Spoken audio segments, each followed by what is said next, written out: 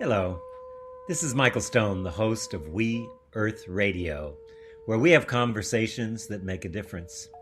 We're committed to bringing you leading edge thinkers in the areas of environmental restoration, social justice, conscious evolution, and spiritual fulfillment. In our programs, we look for positive solutions to local and global issues that leave you touched, moved, and inspired to action. Our weekly guests include local and global experts and concerned citizens working together to heal the wounds that separate, alienate, and marginalize people.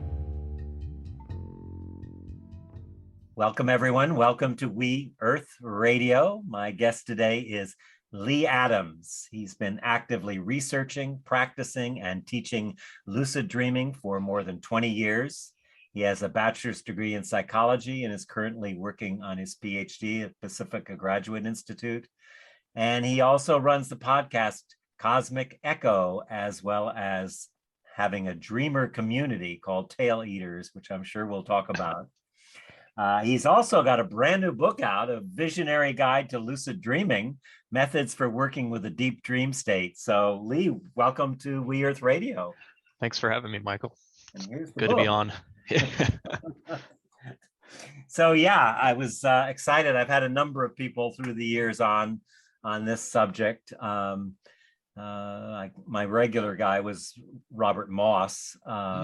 You probably know he's really a character. Yeah. And I can't remember another person had one with almost the same book about 5 or 6 years ago, maybe more. Anyway, lucid dreaming, what is it? Let's talk about it. Yeah. Well, a lot of people define lucid dreaming, I think, in maybe a slightly different way than I do. Lucid dreaming to me is essentially just having any type of awareness that comes into the dreams. So in a sense of you're in the dream and you know that this in some aspect is a dream, and that's pretty much it. That's the basics of lucid dreaming to me. But some people take it a little bit further and say that lucid dreaming includes like controlling the dream in some aspect, or having different levels of lucid dream experiences, such as like having out-of-body experiences or astral projecting and things like that. But I include that all into lucid dreams, not because I don't think they're different experiences that you can have, but they do contain some level of awareness in them as well. So they're the people that are having them are lucid in the sense. So, and I don't necessarily include controlling a dream as being a requirement to be lucid, because control to me is not necessarily having awareness. It actually could be considered like having less awareness in a dream space. So yeah, so that's kind of the general overview of what a lucid dream would be. Yeah, that makes a lot of sense. Interesting. I mean, I just like showing up in my dreams. I used to fly a lot. I love flying in my dreams, and I guess that's most of my lucid dreaming experience. But it really drew me into it. What drew you into your interest and research on lucid dreaming yourself? Yeah. Well, as a young age, I had lucid dream experiences. I didn't necessarily know what that meant at the time. I just thought that's something that people have. And the only person I really could talk about my dreams with was either my friends at, like a middle school, as a young age, or and they didn't know either. None of us were really reading books on the subject. And also my mother, who I'd tell my dreams to, and I think she was, for the most part, just kind of entertaining me with these, thinking maybe I was making them up or something like that. But she always encouraged me to kind of continue to dive into my dreams and look at more of a spiritual aspect to them. And so I continued to do so and ask questions about these dream experiences, and just ponder them, throughout my life. And as I got older, I started having more extreme kind of dream experiences associated with like sleep paralysis and then out of body experiences. So that was pretty much a shifting point for me at that point, is having kind of these more realistic lucid dream states. I used to call them super lucid dreams. And so in doing so, it really made me look at them in a serious sense because it was something completely out of anything that I could explain.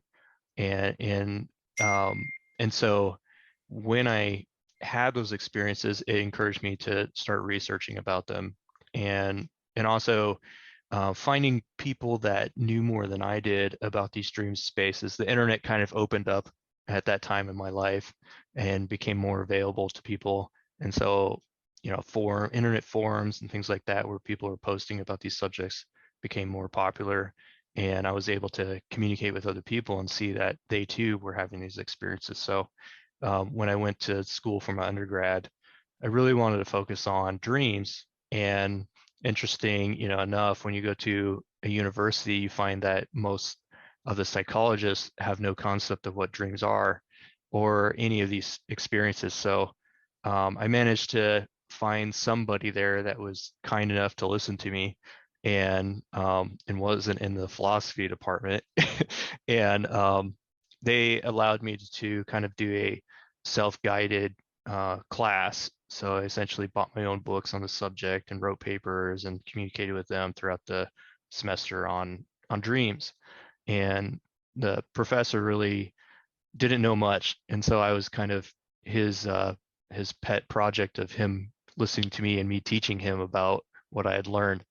And so, and in doing so, I found that that was one of actually the greatest learning experiences that I had, because it was on a subject that I was very passionate about, and also not a lot of people knew about it. So I was kind of paving a way in a sense, and in my own mind, and then continue just to do that throughout my life. So I was in the military at the time, and I was in an NROTC program. So I was prior enlisted, and I was going through like a commissioning program, it's called. And so that's why I was at school, and I was given the opportunity to pretty much explore my own subjects. And but then after I graduated, I was back in the military. So it became very much a hobby, studying dreams, and also, it's still a very spiritual practice to continue to have those experiences and to kind of engage with them.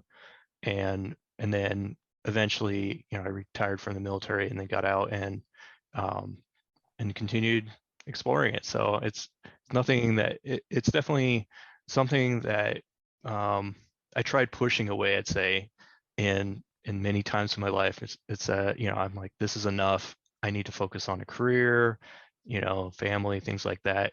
Really focus on those things. And anytime that I did that, I felt something was missing in my life.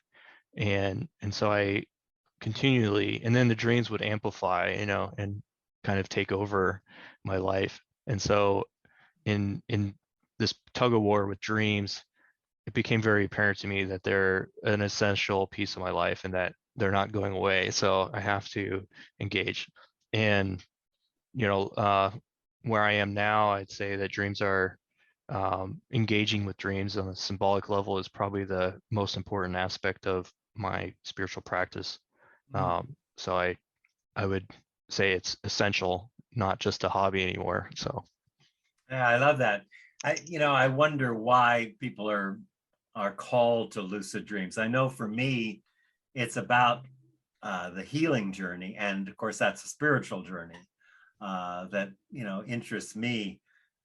Talk about the impact that dreams can have, um, in terms of health and spiritual growth and deepening awareness.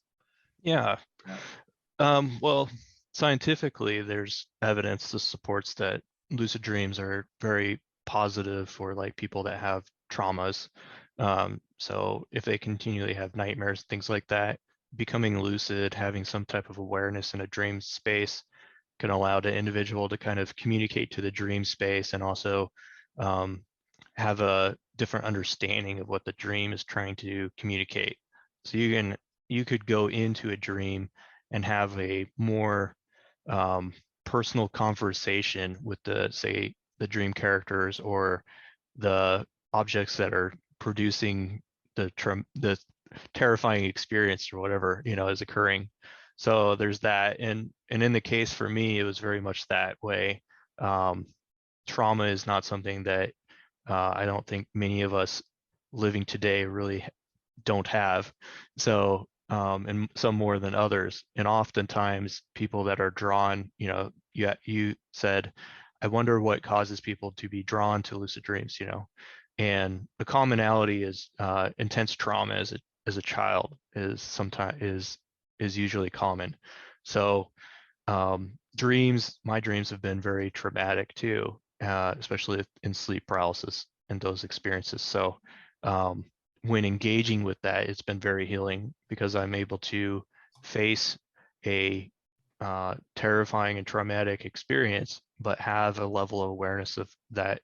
I can work through it and also to try to understand that, try to build a relationship with it versus just push it away. Um, and then taking that into the waking life, or, waking world, um, you could see where has advantages because we experience traumatic experiences, especially people in the military, and being able to see that similar to a dream, and also how to engage with that in a different way and communicate that trauma that you're experiencing can kind of allow it to pass through you in a much easier way versus holding on to it. Um, and I'm sure as somebody like yourself that's delved into like shamanism, things like that, and allowing things to flow through you versus like grasping onto it and holding it inside yourself and building up is obviously has very healing properties to it. So that can be experienced in a dream. So and then building these relationships with yourself symbolically, like I've had dreams of different pieces of my body essentially communicating to me, and so I communicate to them and have discussions and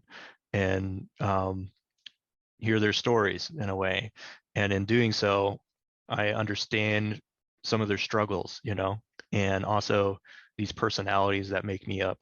And instead of seeing myself as just this one thing, I see myself as this body that contains spirit and also trillions upon trillions of cells, and all working in conjunction to produce an action and some type of result. And so it's a community, it's a city, it's not a person, and when a person understands that, they understand that um, they have a great, tremendous um, desire to do the actions of that community and really take pride in those actions and try to be the best person they possibly can. So I think there's a lot of moral, uh, and ethical guidance there, I guess, through dreams and the symbolic communication that they provide. So dreams to me have very much extended outside of the dream, and so I see much of life as a dream, as the great dream, and symbols that exist in dreams extend out into waking life as well. And so dreams, lucid dreams and dreams themselves have shown me a greater uh, version of reality, I'd say, a more holistic version. So there's lots of healing in that, I'd say. Yeah, well, that's my interest very much is in trauma, and you said people with trauma are drawn to dreaming. So I'm a trauma poster child in some ways, but I'm also very much involved in the field of trauma. And I was thinking about I've spent a fair amount of time in the Amazon, and particularly with the Achuar in Ecuador. And every morning before sunrise, we would get up and drink this Waiusa tea that makes you purge. So they would purge, not ayahuasca, but it's just a cleansing, purging, and then they would share their dreams, and their dreams would tell them what they were supposed to be doing that day. And actually, they're a dream culture, and as are many shamanic cultures. and really their dreaming life is often seen as more important than the other dream, the waking life that we're in. So I'm curious about uh, the moving between the dream of what we call this reality, which is pretty insane right now, and the dream that we're doing in the dark with our eyes closed. What's your thoughts about that? Yeah, I have many thoughts on that subject. Yeah, I would agree with them that the the dream that we experience at night is actually a much greater reality than the one that we're experiencing in waking life. It doesn't mean that you should try to, you know, use dreams to be having this like sense of escapism, from reality, but in a sense, use dreams as a kind of a stone to stand on as you experience the world, and understand that the world and waking reality and physical reality has a much important is a highly uh, important aspect of your experience as a person. So it's very important, and you should very much engage with it. Um, but dreams have a place, a role to play in our experience of reality. And, and I think our culture primarily is sick because of our disconnect between dreams and waking reality. And that those of us who engage more with dreams and learn the language and really dive deep into them and engage, and take them for what they are, we see that very clearly and we heal. So there's a message to be said there, that there's something about um, paying attention to dreams and using it to improve, the waking experience there. So yeah, I think a lot of our problems, actually associate from that disconnect. And our culture is driven to essentially push us away from dreams as much as possible. So, the foods that we eat, the things we engage with, and how we engage with them are all essentially driven to push us away from taking dream experiences as in any way serious. But yet it's funny because all those things that we essentially are creating are very much dreamlike and that we take pride in. So like computer technology, what we're using right now is very dreamlike. And the movement towards these concepts of a virtual metaverse and things like that, and digital items and things, they're they're directly associated with dreams. They're very, very closely related. So is like virtual reality and things like that. And we look at those things as very, very profound and neat technologies, but the dream is much more advanced than that. And then psychedelics, there's a huge movement today for the legalization of psychedelics and the use of psychedelics to treat traumas and things like that. And a lot of people would see that as a positive, and I did before too. And I do think it'll help a lot of people. But in the same sense, it's kind of it's trying to essentially put man up on a pedestal and say, look at this new technology that we made, and we can utilize it to essentially heal ourselves in the physical reality without building any connection to the spiritual world, especially through our dreams, which are, readily available at all times. And so, it's an interesting thing to think. Every night, essentially, each one of us has the most profound, realistic hallucination that we could possibly ever have on a psychedelic. And yet we pay no attention to them. And then we go out and we seek things that essentially reproduce that, but in a way that we desire to have it reproduced. So it's interesting. I think a lot of people will look at psychedelics as this pill that you take, and essentially you're healed after you take it, and they'll be probably very surprised when they have their first experience and realize it's not exactly the same medicine that you typically take from a doctor. Right. And so, You know what yeah, occurs to me, Lee, is as you're talking, the word that came up for me is uncertainty. And in our waking world, we try to live in a certain world. You know, we want to have control. We want to know what's the outcome going to be. And the thing about both psychedelics and just dreaming is that you don't know where you're going. And there's a absolutely. beauty to that. If we could learn to embrace uncertainty in our waking life, that would be kind of amazing. We would discover a lot.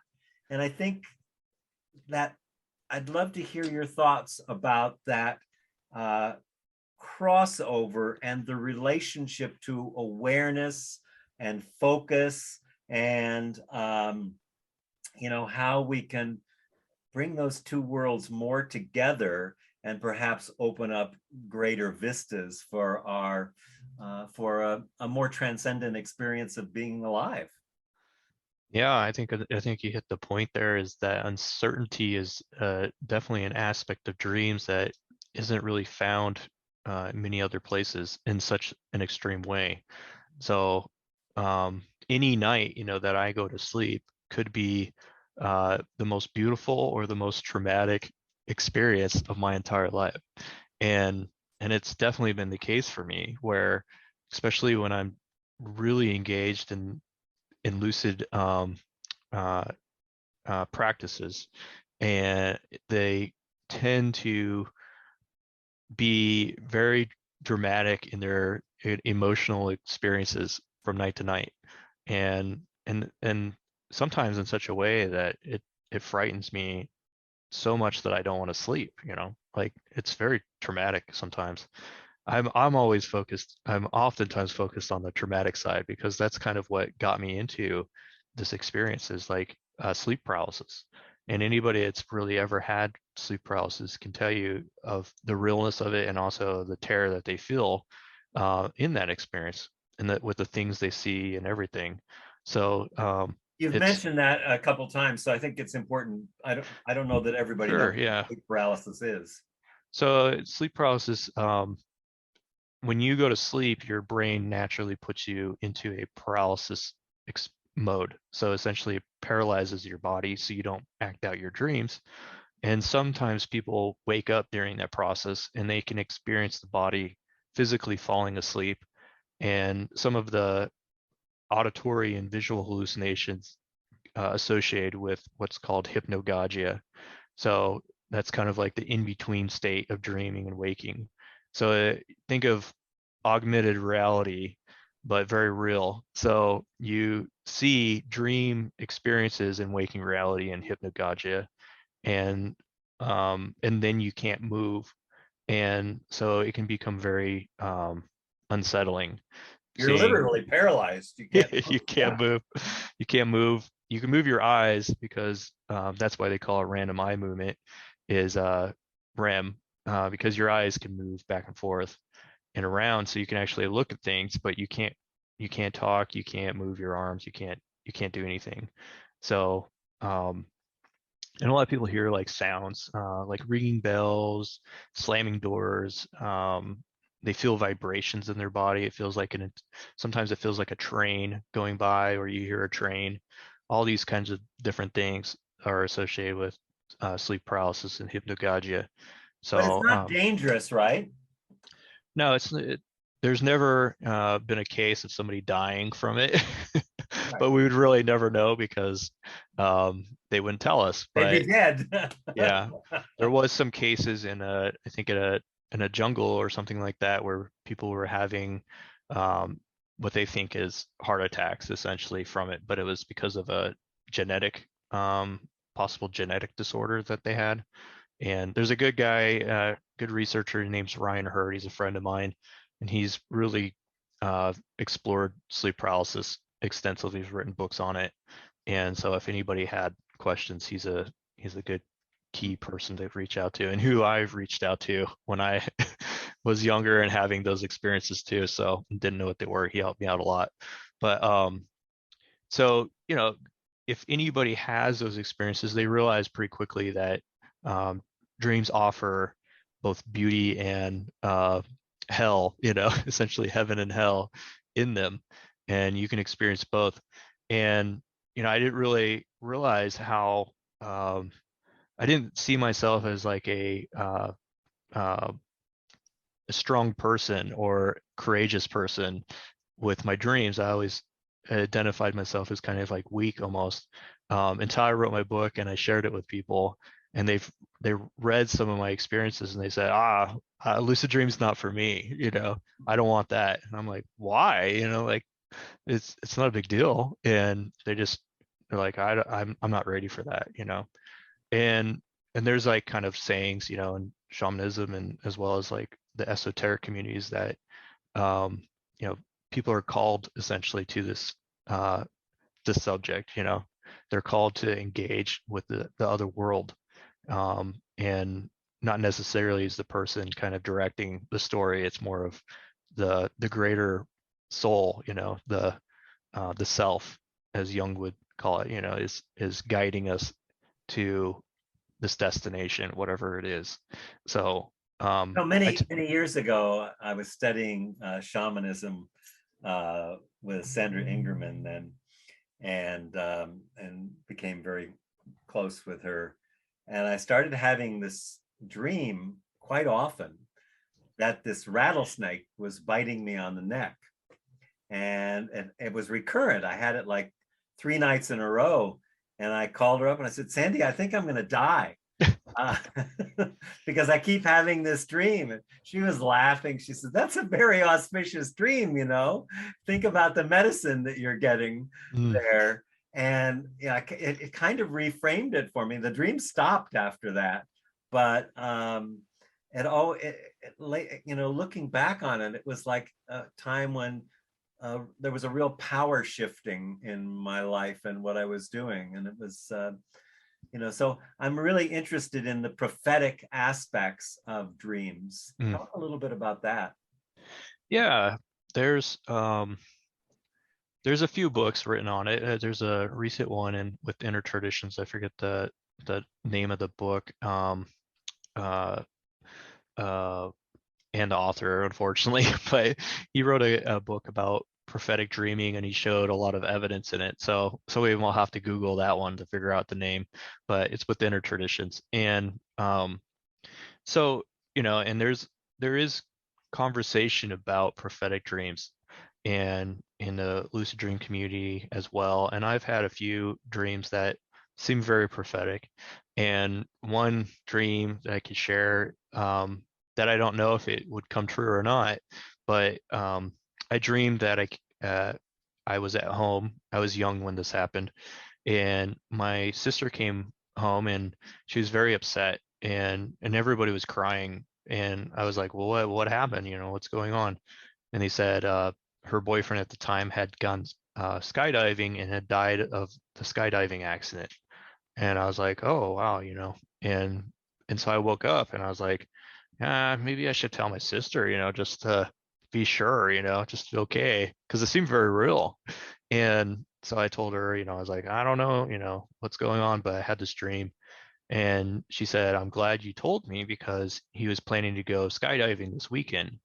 And I had no idea. Like, she never mentioned it to me. She wasn't really communicating to the whole family about her boyfriend happenings at the time, Right. And so she told him, and he ended up not going.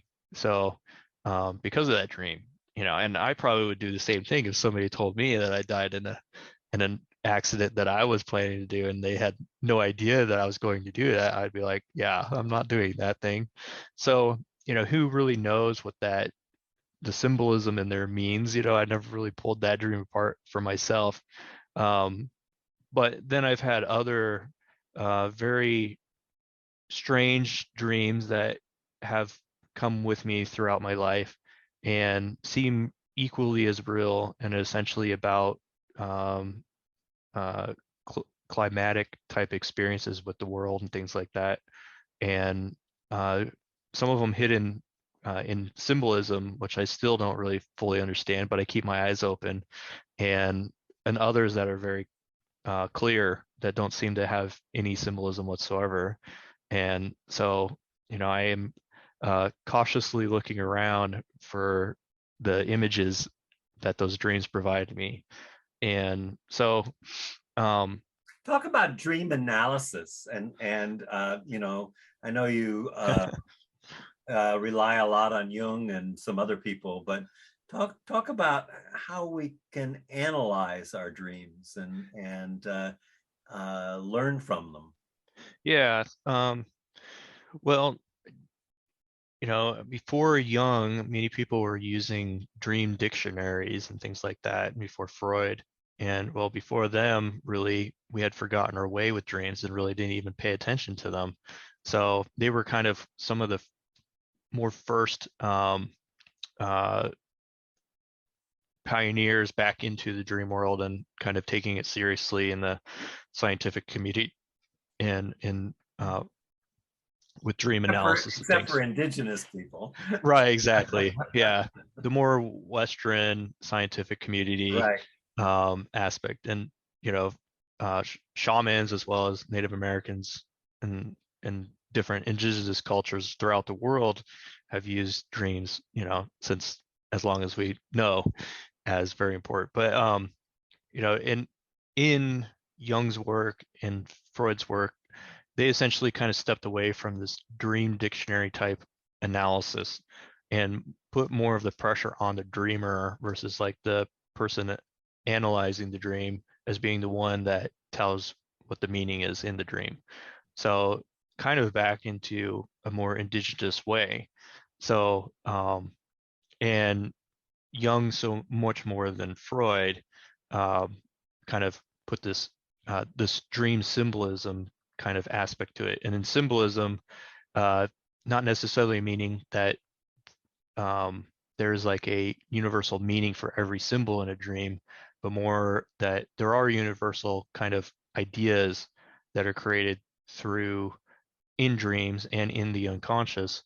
But then because he included a collective unconscious, essentially all people are connected to this um, field of memory in a sense. And but there's the individual as well, individuals unconscious. And so the symbols can mean something to the individual, and also another symbol can mean something universal. um, I tend to kind of step away from that and say that they're both accurate, and that there's an unconscious, it's collective, and it's collective. It's not really personal. It can communicate to you personally, but it's a field that we're all part of. And um, and the dream is able to essentially modify any image or experience that you have in it to communicate uh, through language, essentially symbolic language, its intention. So, a lot of researcher or psychologists, I'd say, would say that you just dream of random materials that you experienced in the day, and there's supporting evidence for that because oftentimes we dream of the things that we experienced throughout the day. And in me and other people that have taken this subject seriously, we see that that's true, but in that it's more of the dream using experiences that you've had to convey an important message. So it not necessarily is relaying the same information that you experienced through the day, but it's taking that and essentially putting like a wallpaper on something so it relates to you in a emotional way and a meaningful way. So um, it doesn't mean that those experiences that it's conveying are its meaning. It's a much deeper meaning. So um, say I dream of zombies or something like that, which is often for me common. Um, so I dream of zombies and they're attacking me. Well, what does that mean? Zombies is kind of like more modern day idea, like the typical like brain eating zombie. And so I could say, well, I watched the scary movie and I dreamed of zombies because of that, the end of the story.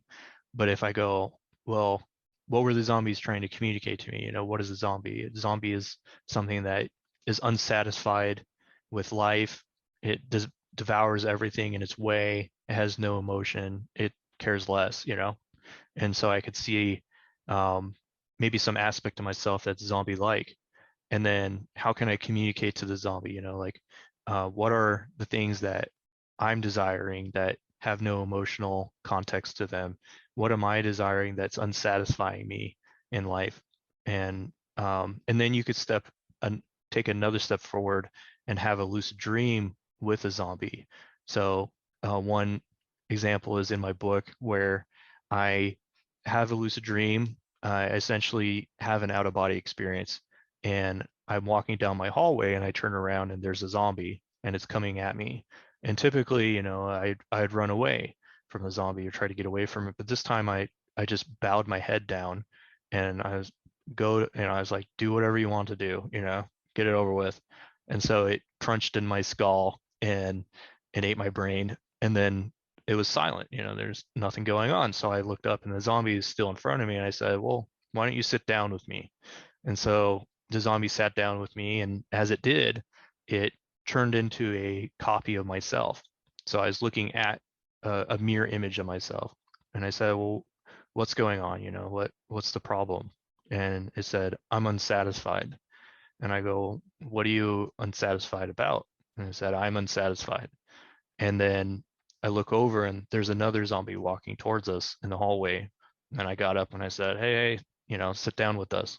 And so it sat down, and then it too was a copy of myself. So now there's three of me.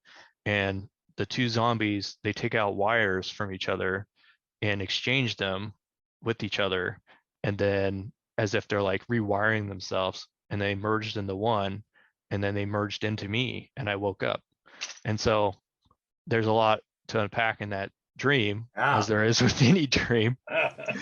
But I could see immediately the clear message of this thing is a mental expression of me being unsatisfied in life, and that I need, and the rewiring of those things is essentially it kind of repairing itself, it making new connections, of what that means, and then coming into me and becoming one versus these segregated aspects of myself.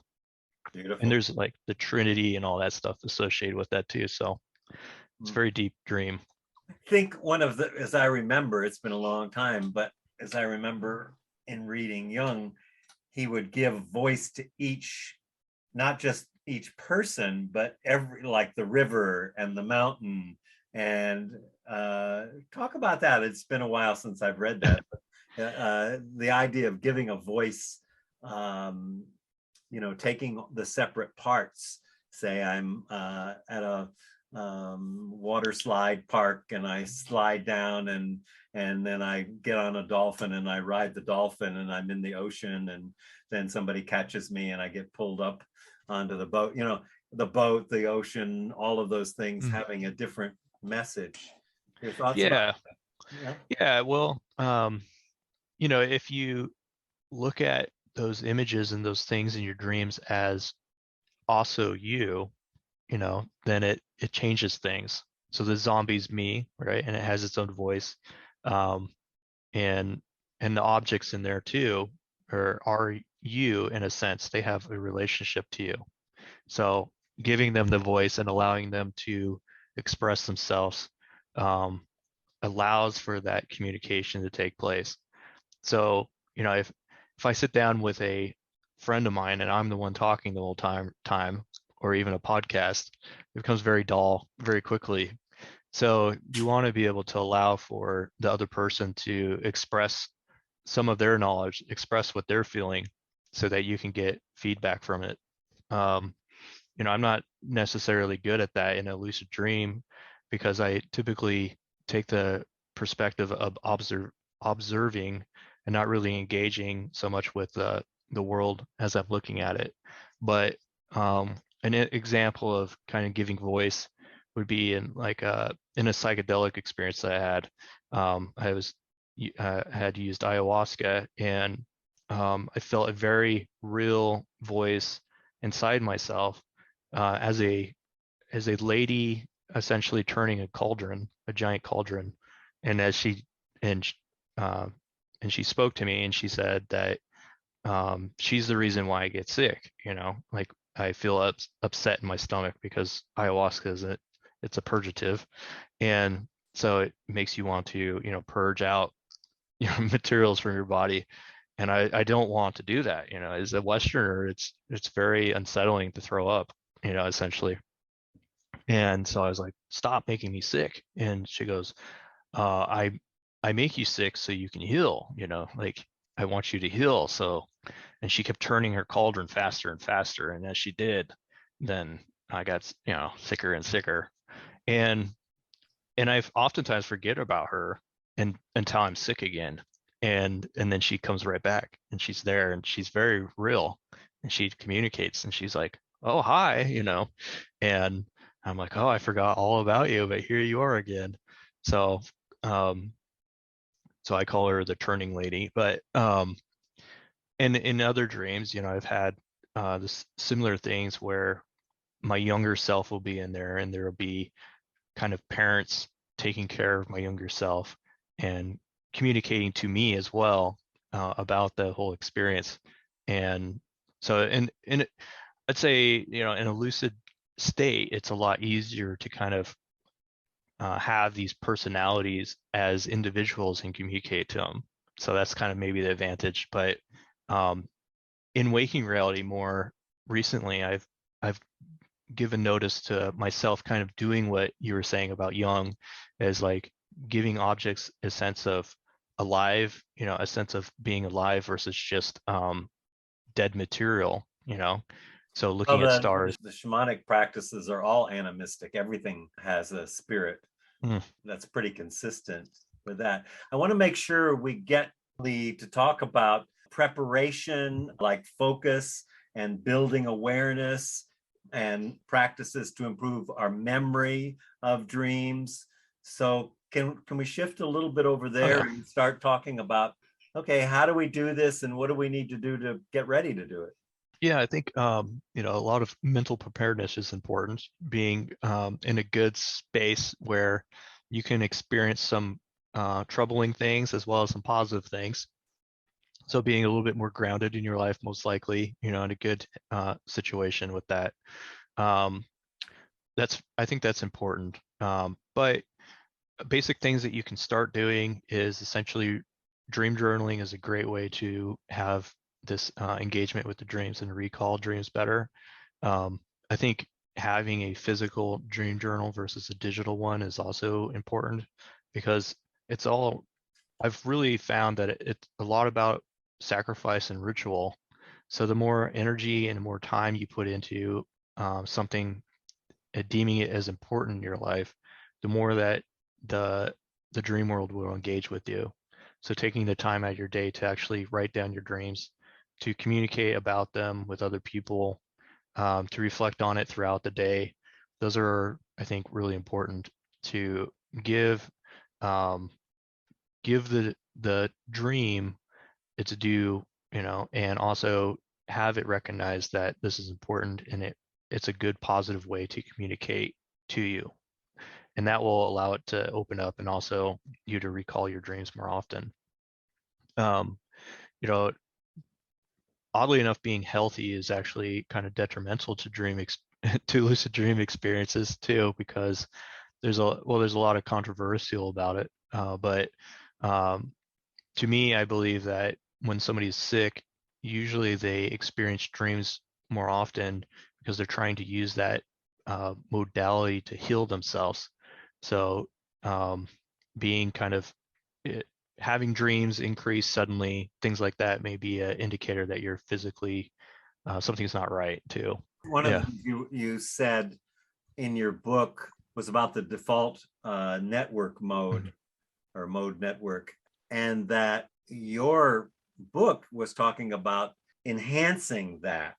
And in looking at transcendence, that's one of the barriers to transcendence of self. So I was really curious about how those two went together, because the default mode network and the right parietal brain, to get into a transcendent state, they actually need to be pushed down in a way. And you're saying in dreaming that we want to, at least the default mode network. Maybe you can explain how that works. Yeah, I would agree with actually you. So I'm pretty sure in my book I said that it has to be like there's a normal way that the brain, quote unquote, normal way the brain works, which is the default mode network. That's really all that means. And when that gets altered in some way, it essentially changes our consciousness. So psychedelics modify the default mode network, meditation modifies the default mode network, dreams modify it too, because they're all related. So any time that that's kind of pushed in a different direction, then essentially we're altered and we allow different materials to come into us. I think the brain is a receiver more than a transceiver. So it receives information. And so you're essentially altering the receiver in some way, allowing for different content to come in.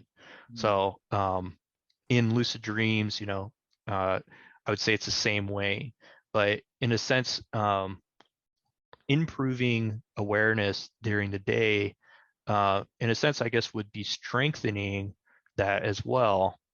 But somehow, when you become more aware of your environment and how things are through focusing your attention and allowing essentially thoughts to be very precise, it somehow allows for these experiences to happen more often. I don't really understand that fully of how neurologically that's happening, but um, but either way, that's kind of the case. So dream journaling, things like that, essentially it's doing many things. It's allowing the I'd say the unconscious to recognize that you're interested, that you're willing to communicate in this fashion, you want to listen, and also at the same time, it's building um, gosh, I can't think of the word. It's building discipline and focus and on a specific thing. And when you build discipline and focus, that opens up a lot of different aspects of consciousness. So that's how I think they're tied together. It's interesting looking at trauma work. It's like people are, when they first come into trauma work, they want to get rid of something. Mm. And so that process of trying to get rid of something is actually what often keeps it in place, because I want to be somewhere other than where I am. So I'm always in the place that would be the ideal place, but I'm never bringing awareness to the place I actually am. So it can't integrate, it can't develop. And so I'm interested in this whole area of awareness. And also, one of the things that you were talking about is how lucid dreaming can actually improve your memory, which of course is a big issue for many people these days. So how about those two areas? Can you speak to them a little? Yeah, well, having awareness in the dream space when you're confronted with trauma, you can, if you have the position of still being you and seeing the other object as something else other than you, you can engage with it in a different way.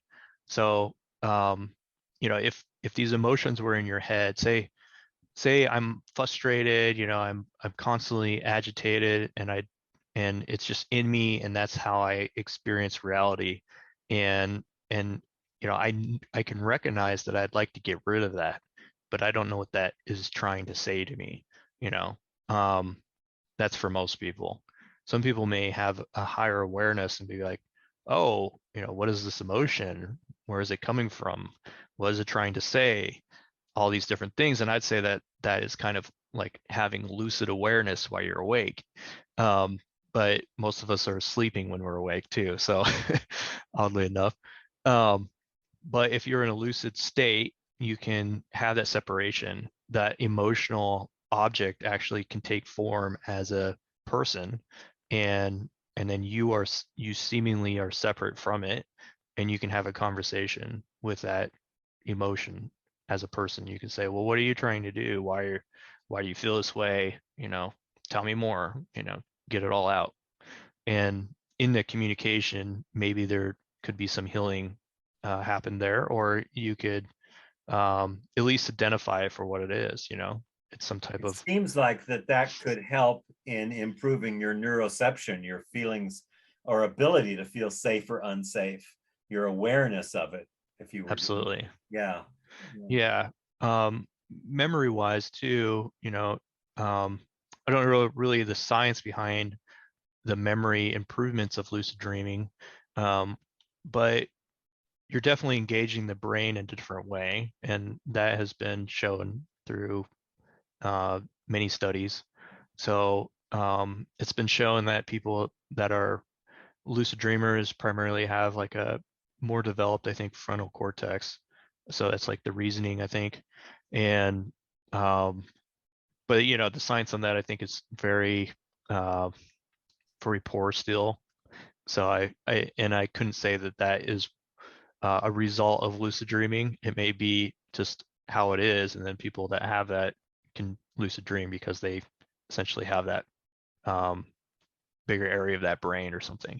It's hard to say. Well, how can mindfulness and, I'll call it, orderliness or lack of chaos, how can that help us? It helps us in our daily life. How can that, does that impact our dreams? Oh, absolutely. Yeah. Um, for me, like having, even though I was in the military and spent a good portion of my life doing that, and they promote discipline as being, the key component of the military. I've still felt that I was a very undisciplined person, and so I spent the last year essentially trying to build discipline. And in doing so, the dreams have shifted in a way that I wouldn't expect. So they're much more clear in their communication. I can focus on aspects of the dreams clearer than I could before. And so these aren't these tools that you learn through mental discipline and focus don't necessarily just affect your waking life, because obviously that is important for getting things done, in your work. But in a dream experience, it transfers and does similar things. It allows you to see things differently. It allows the communication to be more precise. It allows emotions to not be as chaotic as they typically would. It allows you to be much more of a receiver and a communicator than you would in dreams. Is typically for most people it's one-way communication. You're not able to communicate to the dream. And also I've noticed my dreams being much more teaching involved. And so I believe that dreams contain spiritual guides in them. And my dreams, I'd say predominantly now, are guides coming to me and teaching me how to do things in dream spaces that I never would have been taught before. How those transfer to waking life, I don't really know, but they seem very important. The dreams and those spirits, or whatever you'd like to call them, seem to be very interested in teaching me those things now too. So with that, I'm just going to continue to train my discipline as more and more as I go forward. Yeah. One of the things that, um, particularly in the current environment of chaos and COVID and climate change, is my teacher Gabrielle Roth. I taught five rhythms, still do, for many decades, and she used to say we're trizophrenic. Our mind is doing one thing, our body is doing another, and our emotions are doing another. And I find in my work with trauma, that's very much the case. I'm wondering how the mental, the physical, and and emotional and spiritual alignment can be enhanced through our practice of lucid dreaming? Yeah. Well, um, it's a good question. Congruence, you know? Yeah. Well, I think it plays into. I mean, I no longer really think of dreams and waking experiences as different in any sense. I think it's essentially one thing happening. We see it different because of the mode that we see the experience in, but it's essentially the same thing. So it's one story versus many stories. So um, typically when people have their day, they don't think, why is this happening to me? What is it trying to tell me? Things like that. Say you're on your computer and your computer just starts wigging out and you don't really understand why. I tend to say, well, why is this happening? What is it trying to tell me? What is a story? As if I'm a character in a story. You know, I'm a book being written, or I'm a book experiencing itself already that's already written. So I go, well, what's the character? What's going on in the character right now? What is the environment trying to do to the character? Push it, to do something. And just so in doing that, kind of playing that game, I realized that for me is a much healthier way of seeing reality. And so the things I'm interested in, instead of saying I'm interested in this thing, I say, well, what is causing me to be interested in this thing now? Like, where is the story taking me with this thing? And so and in doing so, it's been very different. It's different than what people see today. And the chaos, it evaporates when you get to that point, because you no longer see things as just random happenings of chaos and nothing makes sense. You go, well, it makes sense. The chaos is part of the story. It's there to push I me. hate to say it, but we're running out of time here, Lee Adams. I'm just thrilled to have you on, and I know we could talk for about 10 more hours, but I wanted to plug your book, Lucid Dreaming, and Methods for Working with the Deep Dream State. And also, if people want to get a hold of you, they can go to taileaters.com. Is that accurate? That's accurate. Yeah, great. Well, it's so good to be with you. And Hey, too. thank you for this great book. I really enjoyed it and enjoyed our conversation together. Thank you. It's been great.